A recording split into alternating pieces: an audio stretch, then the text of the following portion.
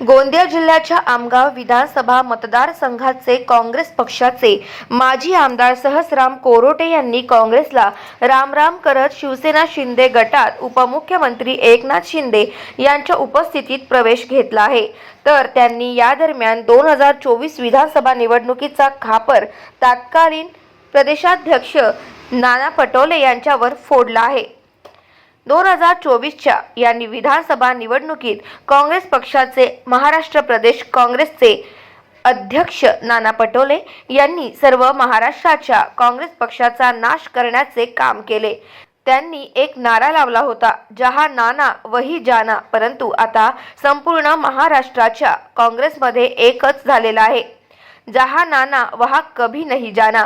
कारण की Nana Patole chocolate boy नेते आहेत, फक्त चॉकलेट देण्याचं काम करतात। इतकंच नाही तर साकोली येथे मुख्यमंत्र्यांचा मोठा बंगला बनवून टाकला। मीच महाराष्ट्राचा मुख्यमंत्री बनणार म्हणून मुख्यमंत्री कुठे गेले? आता ना मुख्यमंत्री राहिले आणि जनतेने देखील नाकारला आणि 208 मतांनी बॉयलेटवर निवडून आले, असा आरोप आमगाव विधानसभा क्षेत्राचे माजी आमदार सहस्राम कोरोटे यांनी केला आहे। आज आपल्याला एक मनामध्ये वाटलं असेल की कोरोटे साहेब हे तर काँग्रेसचे होते, पण आज त्यांच्यामध्ये धनुष्यबाण कसं काय आलं? मागील 2024च्या विधानसभा क्षेत्रामध्ये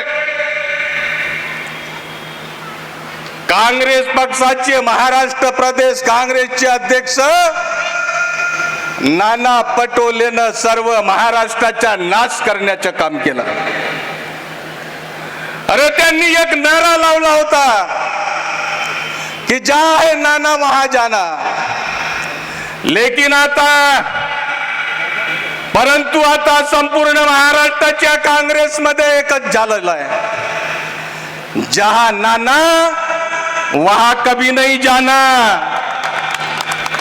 कारण की नाना पटोले हे चॉकलेटबाज नेते आहेत, चॉकलेटबाज। फक्त चॉकलेट देण्याचं काम करतात। तुम्हाला सांगतो, मी दिल्लीला गेलो, मी माझी तिकीट मागायसाठी गेलो।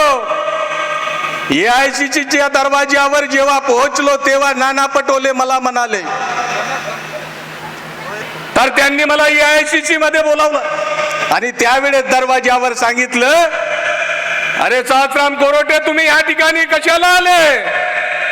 तुमची तिकीट फायनल झालेली आहे, तुम्ही आपल्या मतदारसंघामध्ये जा आणि आपल्या कामाला लागा। अवघ्या 15 मिनिटांमध्येच मला मेसेज आलेला की सहस्राम भाऊ कोरोटे तुमचा तिकीट नाना पटोलेंनी कापला।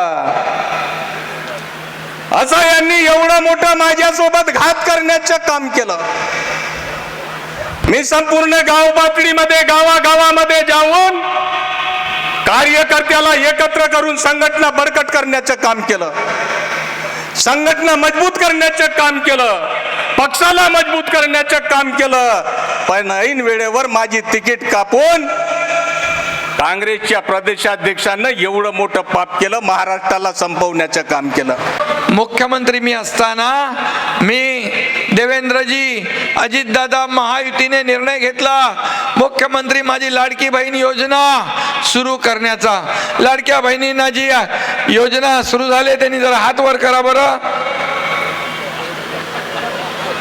बहुतेक सगळ्या माझ्या लाडक्या बहिणी सगळ्या योजनेमध्ये आहेत। आता एक विश्वास ठेवा, कोणी काही सांगितलं तरी माझ्या लाडक्या बहिणींची योजना बंद होणार नाही, बंद होणार नाही म्हणजे नाही। दुसरं, ज्या सवलती आपल्याला दिल्यात, आज बातमी बघत होतो ST मध्ये 50% दिलेली सवलत बंद करणार म्हणून।